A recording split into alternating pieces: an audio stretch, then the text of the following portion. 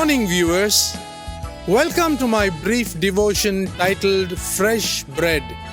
And I do hope that it makes an impact in your life as you begin a new day in Christ. King Shalmaneser of Assyria and King Nebuchadnezzar of Babylon are the two names that come to mind when we think of Israel taken away as exile. Both Israel, the northern kingdom, and Judah, the southern kingdom, failed to exist because of their penchant for idolatry.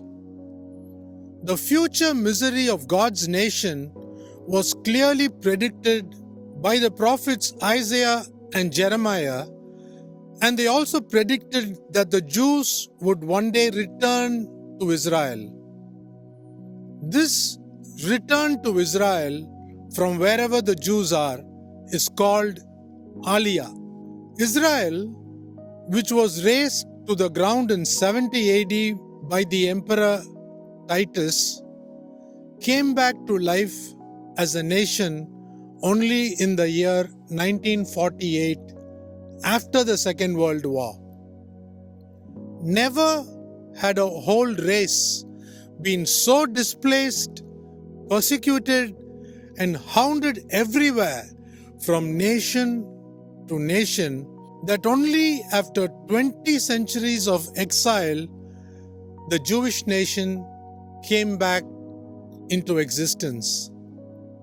Hated by enemies everywhere they went, the Jews, ever since they first appeared, have been miraculously preserved by the God of the Bible at every stage of their history. The Jewish people have seen empires rise and fall in different parts of the world during the past 3,000 years. Yet, they have all prospered in all the lands wherever they chose to settle. The world may not realize this, but the Jews are still the key today to human history and destiny.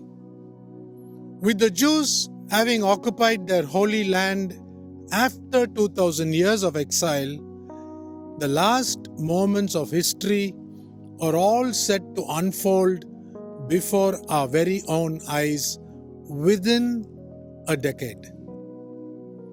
As Apostle Paul suggested, can we, the Gentile church, share some of our material blessings with the Jews as a way of thanking them for their spiritual blessings in our lives? Please do read Romans chapter 15, verse 27 for a better understanding. Can the Gentile church help the Jews to make their Aaliyah to Israel?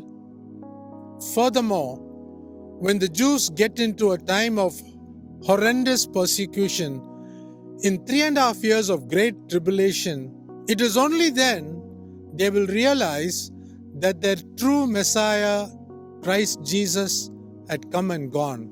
Now when Jesus Christ is called for, He as King of Kings and Lord of Lords will return to Jerusalem to defeat the army of the Antichrist and cast him and the false prophet into Gehenna, the lake of fire.